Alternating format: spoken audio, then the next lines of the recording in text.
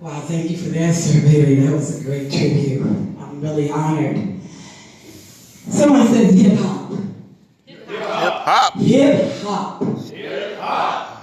Do you know where it comes from? Compton. Do you know where hip hop comes from? Africa. Well, in '73, Africa Bambaataa and Kool Herc, they branded the word hip hop. But I'm going to take you back. We need to go back to the motherland because hip hop is oriented in ways of communicating with each other. Hieroglyphics, being on the drums, just the fact that we put the storyteller in the village. All of that comes to today, MCing, DJing, graffiti, breakdancing, and of course, the most important is knowledge. Hip hop truly means higher in power and helping and healing our people. And yes, it came from black and brown originally, but globally, it doesn't matter what color you are, as long as we make that mission to be within the community. Fashion, just you thinking every day of who you are from the higher power makes you hip hop. This is what I have lived all my life. Being a part of the community, feeding the homeless, educating the kids and the youth, getting all those that come from the juvenile system, or whether they were gang banging, or whether it was just sex trafficking, the whole bit. The responsibility of who we are is hip hop to make change. I represent University Hip Hop Museum. That happens to be us taking back our culture because it has been so watered down to the point that 40% of our artists are homeless. 40% or more is working a day job on top of them being who they are naturally.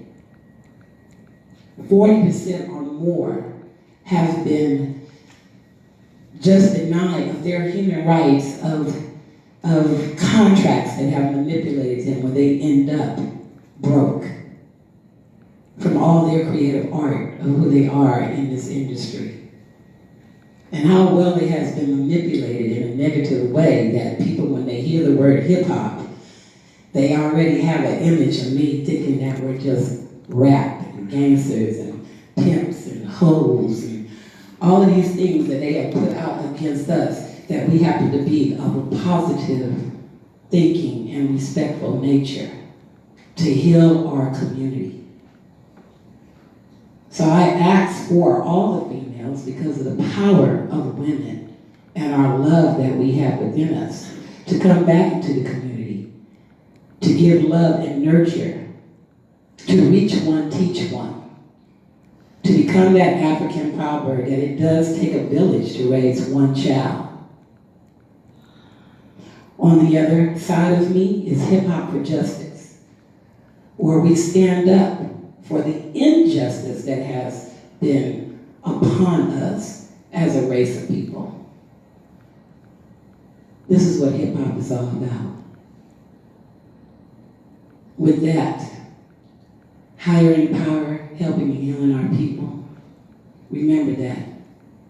That is your responsibility in each and every one of you to make a change in your community, to grab someone and to show them something positive or give them something to think about. These are the opportunities that we need. Our museum just not is about fashion, music, and the 5 elements. Our museum is about making sure that our artists have health insurance, making sure they have an endowment that everything that they have done, that they get to reap the benefits or the residuals from it. Making sure that we preserve our history of who we are as being history makers and pioneers in this game. And not just the pioneers, for our future. And this is the reason why we are around the world. And I suggest that each and every one of you go up on www.uhhm.org and see all the beautiful and wonderful things that we have done in technology, in education, in fashion, in schools. Everything is connected mathematically, and that's what hip hop is all about. I am Silky D, your first female DJ in hip hop history, and I thank you for having me here to speak about it. Silky D.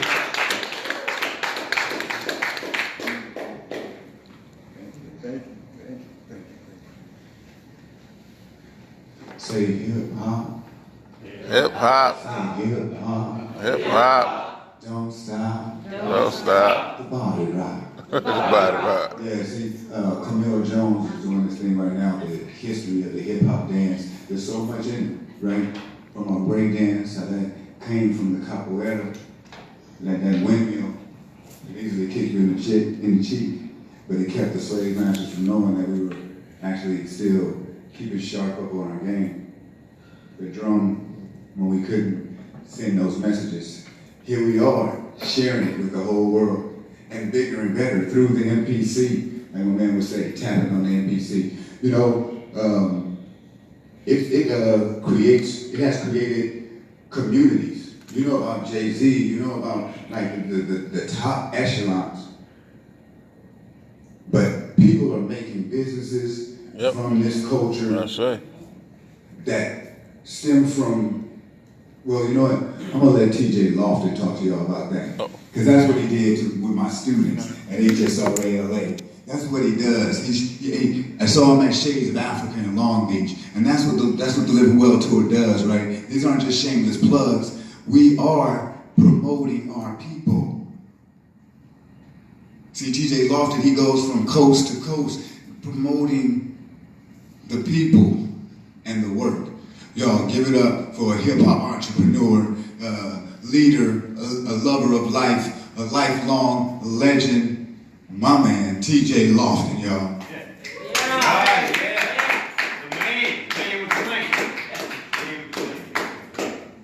How y'all doing today? I thought I was coming in here to talk about real estate, but when they say hip-hop, we can't talk about hip-hop without talking about low riding.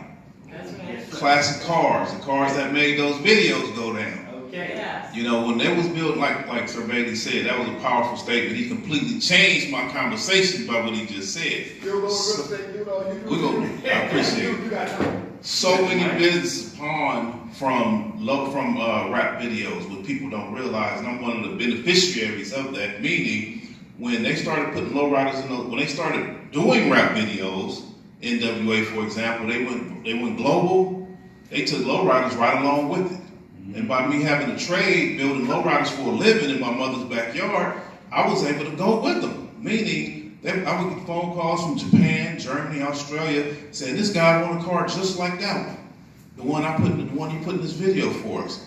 The guy that, NWA, Denzel Washington's movie, that brown Monte Carlo he's driving, I want one just like that. I would get phone calls like that regularly. So from that, now we're in desperate need to find more Chevy Impalas. Now I'm like finding people on the East Coast in Alabama, Mississippi, Tennessee, North Carolina, calling me saying, hey, we got a barnyard full of those cars. Now we're like, I'm sending guys from Compton to Mississippi to bring me back all 25 of those Chevy Impalas. I'm sending people to Tennessee, Florida, North Carolina, South Carolina, Alabama, Louisiana. So that opened up trucking companies, car carrier companies, everything automotive, transmission shops, lowrider shops, muffler shops, tire shops, rim shops, just opened up because we had an abundance of business from globally coming around. But it breaks my heart to find out we're having a drought in employment of those industries. I came out and I retired because people found out that I had so much knowledge in entrepreneurship. I'd helped over 100 people start businesses, and every last one of them are very successful. You know why? because they're just not here trying to make a good living. These people are these are careers. They're dealing with patents, trademarks, copyrights, intellectual properties. So when we would be sitting on those video shoots, instead of us sitting around smiling, and I'm sitting there next to Ice Cube, I'm sitting here with Eazy-E, I'm sitting there with Dr. Dre and Cube and all these different rappers, it's like I'm in the background like, how much they pay you to be here with that guitar? How much are you getting paid to hold that camera? And I'm like, we're the only ones here for free. So I had to say something. I said, no, we have to start getting paid, because everybody on this movie set is getting paid, but you notice they're wrapping all the video shoots around the cars. They wouldn't start the video without the cars. So I said, we need to get paid. So now that pioneered, we have industries of people just, no one goes out unless they're making a certain amount of money in these video shoots. But anyway, family, with that, we all grew to be very successful. So that opened the door for me to also say, look, we have enough cars. 50 lowriders is enough. Don't you think we need to own the building that the cars are being kept in? Don't you think you need to own the house that you're laying your head in? So all of a sudden I had to turn around and help people how to acquire ownership, how to buy this house, how to buy this commercial building, how to buy a piece of land and store all of these cars and live that Sanford and Son reality lifestyle, because we got so many cars and junkyards and things like that full of cars, selling parts, making money. So what I tell people all the time is we have to be able to recognize opportunities. We have a multi-billion-dollar, how many of y'all know that lowriding is a multi-billion-dollar industry? I got 1 and 2 hands. We have young people sitting in their mother's backyards pulling down a high 6 and 7 figures a year doing custom painting. You know the guy who does all the graffiti on the walls? I saw Silky D the other day in the alley with all those graffiti guys. I was notorious for seeing those guys on the freeway underpasses and then late night in the alleys, and I would chase them down and be like, they thinking I'm the police. I'm like, look, no, I'm not the police. I need you, I own a lowrider shop. I need you to come paint my homeboy's car for him. I need you to paint all these murals. Can you paint a picture of a guy in a car? Can you put a picture of my buddy with his neighborhood and his street sign? I'll give you $1,500 if you can draw this picture. They're like, really? It's like, yes. Now these guys are millionaires. A lot of people don't know these are pathways.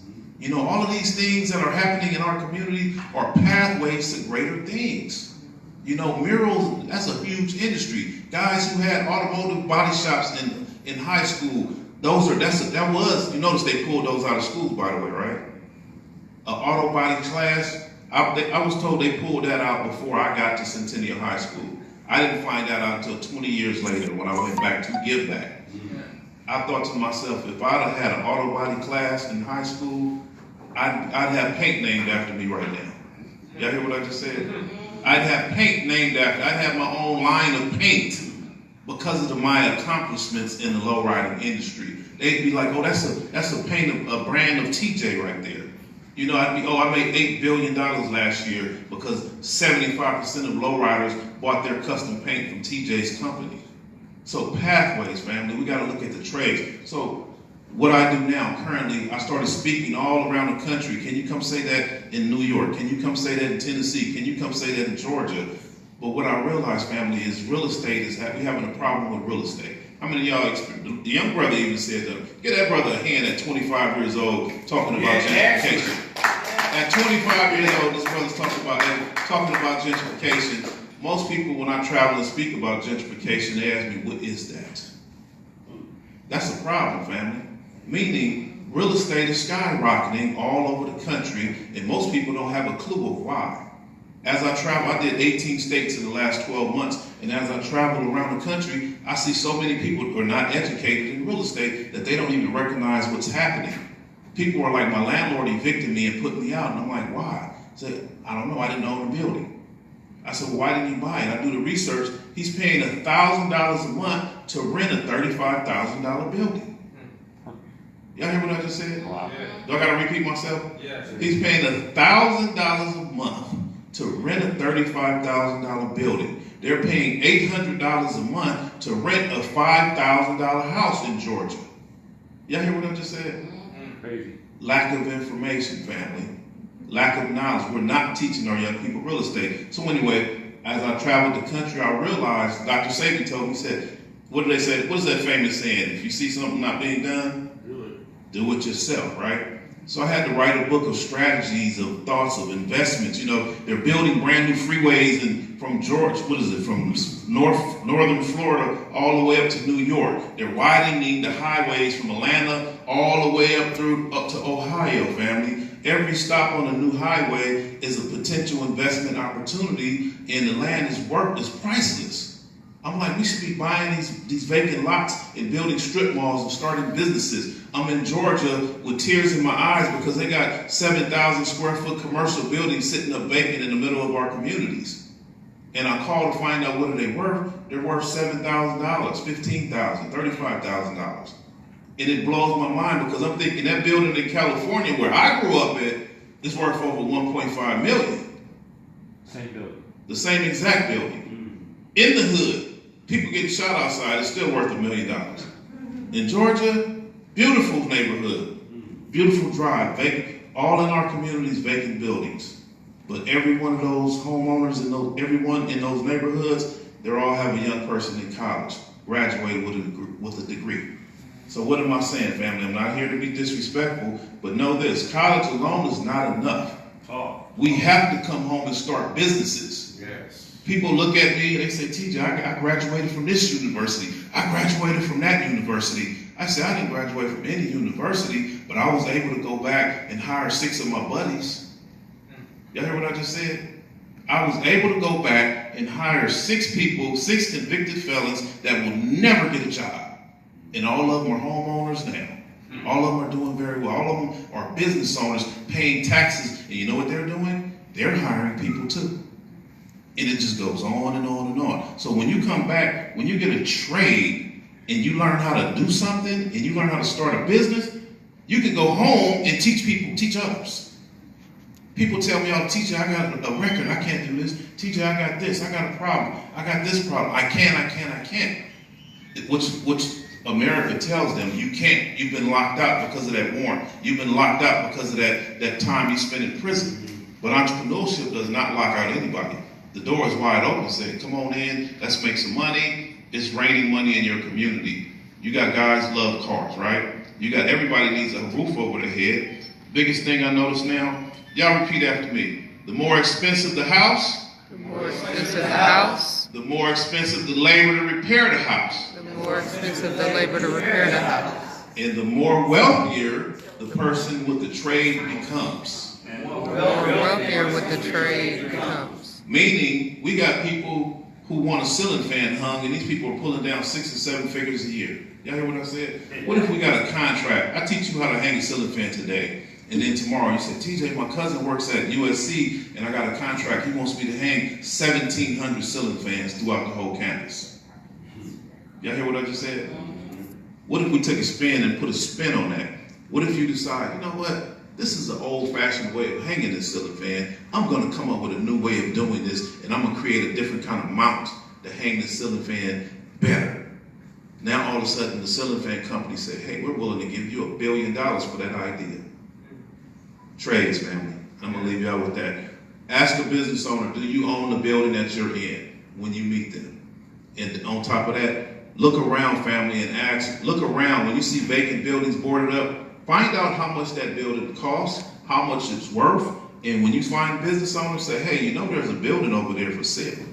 Because we're losing business owners like 90 going north, family. All right, I appreciate what y'all doing, and thanks for inviting me out.